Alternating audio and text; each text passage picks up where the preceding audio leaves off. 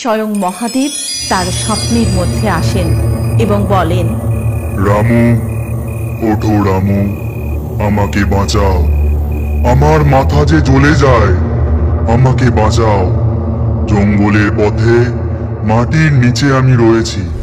বিনুগ্রামে রামু নামে এক ব্যক্তি কুমোরটুলিতে অসাধারণ ঠাকুর তৈরি করত। প্রতিদিন তার কাজ শেষ করে বাড়ি ফিরতে অনেক রাত হয়ে যেত। বাড়ি থেকে কুমোরটুলি পর্যন্ত তার যাতায়াতের পথ ছিল অন্ধকারময় ঘন জঙ্গলে ঘেরা। ভূত আমার ভূত, পেতনি আমার ঝি, রাম লক্ষণ মুখে আছে, ভয়টা আমার কি? হে মা শীতলা, হে মা গঙ্গা, হে হে বজরংবলী, হে ত্রিশূলী দেবতা, আমাকে রক্ষা করো, আমাকে রক্ষা করো, আমাকে। এই হট হট কে আছিস? সরে যা, সরে যা, আমাকে যেতে দে, আমাকে যেতে দে। রাম রাম রাম রাম রাম রাম রাম রাম রাম রাম রাম রাম। এইভাবে প্রতিদিন রাম নাম করতে করতে সে বাড়ি ফেরে।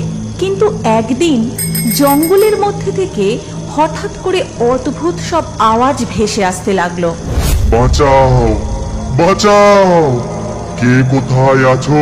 বাঁচাও, জ্বলে গেল রে, আমার মাথাটা জ্বলে গেল। এই আওয়াজ শুনে রামু তো আরো ভয় পেয়ে যায় আর বলে, ওরে বাবা রে, কে রে বাবা, এমন বাঁচাও বাঁচাও বলে চেঁচায়, এ নিশ্চয়ই কোনো বেম্বদত্তি। পালা রে রামু, পালা, না হলে যে তুই আর বাঁচবি নে। এই বলে সে আরো জোরে জোরে সাইকেল চালিয়ে সেখান থেকে পালিয়ে যায়। সোজা বাড়ি গিয়ে খুব জোরে জোরে হাঁপাতে থাকে। তাকে দেখে তার বউ কমলা বলে, কি হলো গো তোমার? ভূত টুত দেখলে নাকি? এমন জোরে জোরে হাঁপাচ্ছ কেন? ভূত নয় গিন্নি, ভূত নয়, বেম্বদত্তি।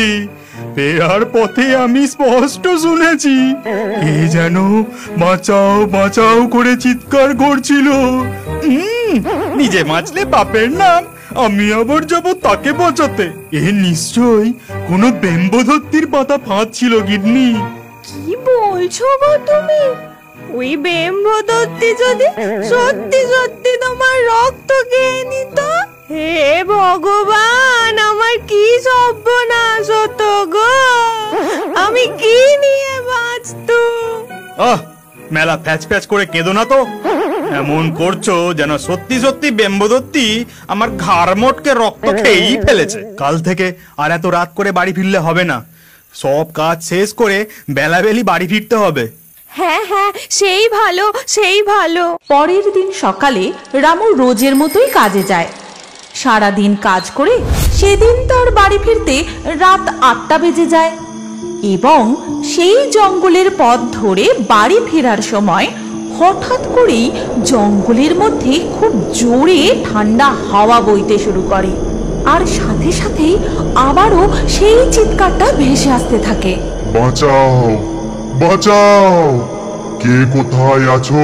বাঁচাও, জ্বলে গেল রে, আমার মাথাটা জ্বলে গেল। এই সব শুনে রামু তো প্রচন্ড ভয় পেয়ে যায় আর সেখানেই মাথা ঘুরে পড়ে যায় এবং সারা রাত সেখানেই পড়ে থাকে। অপরদিকে কমলা তার স্বামীর ফেরার অপেক্ষায় দরজার সামনে বসে বসেই ঘুমিয়ে পড়ে। পরের দিন সকালবেলায় রোজের মতো কিছু রাখাল ছেলে ওই জঙ্গলের পথ ধরে মাঠের দিকে যায় গরু চড়াতে এবং তারা রোজই জমি থেকে ধান তোলে সেই জঙ্গলে থাকা একটি পাথরে ঘষে ঘষে তা থেকে চাল বের করে খায়। কিন্তু আশ্চর্যের ব্যাপার, তারা যখনই পাথরে ধান ঘষে তখনই সেই পাথরের মাথাটা হালকা লাল হয়ে যায়, কিন্তু কোনোদিনই তারা এটা কেউই খেয়াল করেনি। সেদিন চাল খেতে খেতে তাদের মধ্যে একজন দূরে কিছু একটা পড়ে থাকতে দেখে। ওই দেখ, দূরে কি যেন একটা পড়ে আছে, চল তো গিয়ে ডেটি। তারপর তারা সবাই মিলে সেখানে যায়, গিয়ে দেখে রামু মাটিতে অজ্ঞান হয়ে পড়ে আছে। আরে, এ তো রামু কাকা, এখানে এভাবে পড়ে আছে কেন? চল চল, রামু কাকার বাড়িতে খবর দিয়ে আসি। অপরদিকে কমলা তার স্বামী বাড়ি না ফেরায় চতুর্দিকে তাকে খোঁজাখুঁজি শুরু করে দেয় রাখাল ছেলেরা তাকে দেখতে পেয়ে বলে, কমলা কাকি, ও কমলা কাকি, টিগরি তলো, রামু কাকা দণ্ডলের পটে ডান হারিয়ে পরে আটে, টলো টিগরি তলো। কি বলছিস বাছা? তবে কি উনি সত্যি সত্যি বেম্বদত্তের কবলে পড়লেন নাকি? চল চল শিগগিরই চল। তারপর কমলা আর গ্রামের আরো কিছু লোকজন মিলে রাখাল ছেলেদের সঙ্গে জঙ্গলের রাস্তায় যায় এবং রামুকে সেখান থেকে তুলে নিয়ে বাড়ি চলে যায়। তারপর রামুর খুব জ্বর আসে। দুদিন জ্বর কমার কোনো লক্ষণই থাকে না। অঘোর ঘুমের মধ্যে রামু স্বপ্ন দেখে স্বয়ং মহাদেব তার স্বপ্নের মধ্যে আসেন এবং বলেন, রামু, ওঠো রামু, আমাকে বাঁচাও। আমার মাথা যে জ্বলে যায়, আমাকে বাঁচাও।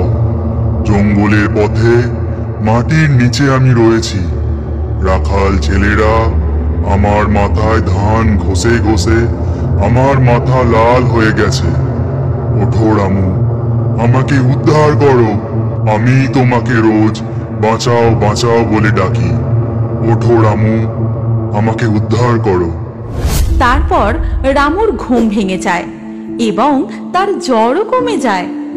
সকালে সে তার স্ত্রীকে ডেকে সমস্ত স্বপ্নের কথা খুলে বলে, আর সব কথা শুনে তার স্ত্রী বলে, কি বলছো তুমি? এটা কি সত্যি? তাহলে তো আমাদের গিয়ে দেখা উচিত, সেখানে সত্যিই কিছু আছে কিনা।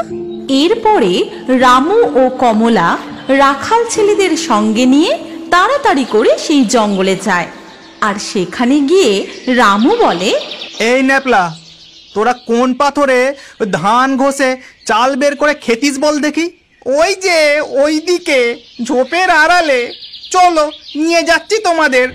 তারপরে তারা সেই পাথরটিকে দেখতে পায় ও রামু নিজে হাতে সেই পাথরের পাশ থেকে মাটি সরাতে শুরু করে এবং অবশেষে বেরিয়ে আসে এক বিশাল শিবলিঙ্গ, যেটা দেখে রামু বলে, ওরে ও ন্যাপলা, এতদিন তোরা কি করছিলিস রে? তাড়াতাড়ি ক্ষমা চা প্রভুর কাছে।